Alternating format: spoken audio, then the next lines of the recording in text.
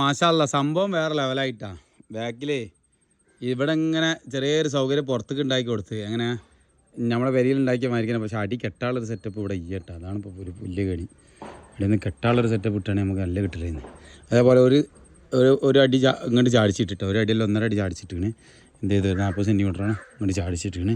അതേപോലെ മറ്റേ ഇവിടെ കണ്ടെങ്കിൽ ഇവിടുന്ന് നോക്കുമ്പോൾ വാഷ് ബേസിന് സിങ്കൊക്കെ ആണ് പുറത്തേക്ക് തള്ളിച്ചിട്ട് അതേപോലെ തന്നെ ലേശം ഭാഗം എന്ത് ചെയ്ത് ചിമ്മിനും കുറച്ച് പുറത്ത് കളിയിട്ട് ഇവിടെ ഇങ്ങനെ ഒരു ഗ്യാസിൻ്റെ അടുപ്പൊക്കെ ഉള്ളൊരു സെറ്റപ്പ് ഇവിടെ ഉണ്ടാക്കി കൊടുക്കണം കേട്ടോ. അതിൻ്റെ കൂടെ തന്നെ എന്ത് ചെയ്യണം ചെയ്ത് കൊടുക്കണേ, എന്നാലേ അത് ശരിയാവുള്ളൂ. മറ്റേത് അത് തീരെ ശരിയാവില്ല. അതേപോലെ ഇത് തൂക്കിയിട്ടുണ്ട്, ഈ ബാത്റൂം തൂക്കിയിട്ടുണ്ട്. ഇത് ഇവിടെ സ്റ്റോർ റൂം എന്ത് ചെയ്താൽ നമുക്ക് അടിയൊപ്പം തൂക്കിയടിച്ചാൽ മതി. സ്റ്റോർ റൂം ആയതുകൊണ്ട് പൊക്കേണ്ട ആവശ്യമില്ല. അടിയൊപ്പം എന്ത് ചെയ്താൽ മതി തൂക്കിയടിച്ച്. പിന്നെ ഇവിടെ ഒരു കല്ല് 3 ഇഞ്ച് പൊങ്ങി നിൽക്കുക കേട്ടോ. അപ്പോൾ എന്താ പറയുക വീടിൻ്റെ ഹൈറ്റ് 3 ഇഞ്ച് പൊങ്ങിക്കും.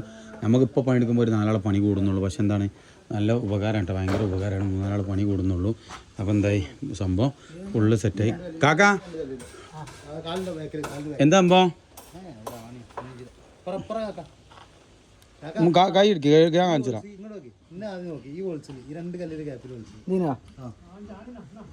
മൂഞ്ചാണിയാ ശരി. പല ഇറക്കി വണ്ടി അവിടെ കൊടുന്നിട്ടാട്ടെ രാവിലെ. ഞാൻ അടുത്തോളാക്കാം കിട്ടിയ അതാണ് കിട്ടി കൊടുക്കുക. പിന്നെ ഇവിടെ ഒരു അൽമറ ബോർഡ്, അതേപോലെ തന്നെ ഇവിടെ ഒരു ചെറിയ ഇവിടെ നിന്ന് ഇങ്ങനെ ഇവിടെ ലിവിങ് ഏരിയ കേട്ടോ. അപ്പോൾ ഇവിടെ ഇരിക്കുമ്പോൾ എന്തെങ്കിലുമൊക്കെ സാധനങ്ങൾ വെക്കാനുള്ളൊരു സെറ്റപ്പ്. അതേപോലെ തന്നെ ഇവിടെ എന്തുണ്ട് ചെറിയൊരു 3 സ്റ്റെപ്പ് കയറുമ്പോൾ അങ്ങനെയുള്ള ഒരു സെറ്റപ്പ്. പിന്നെ ഇവിടെയും അതേമാതിരി അൽമറ ബോർഡ് കാര്യങ്ങളൊക്കെ ആണ് കൊടുത്തിട്ട് എന്ത് ചെയ്ത് ഇങ്ങനെ സെറ്റാക്കി കേട്ടോ. സംഭവം സെറ്റ്